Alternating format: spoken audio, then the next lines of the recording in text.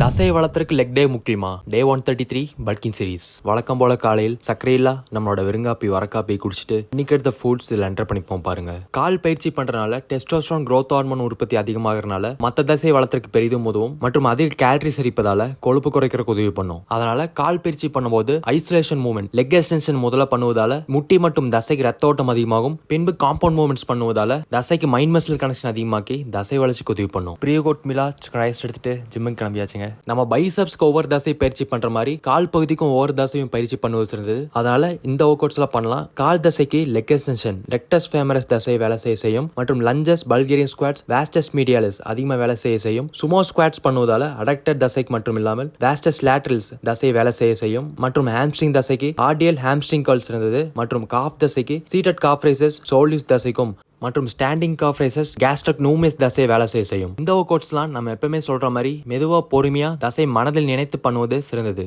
கடைசி மீலா டின்னர் எடுத்துட்டு 7K ஸ்டெப்ஸை கோல முடிச்சாச்சுங்க. எண்ணத்திற்கு காந்த சக்தியும் இருக்கிறது. மீண்டும் நாளை சந்திப்போம்.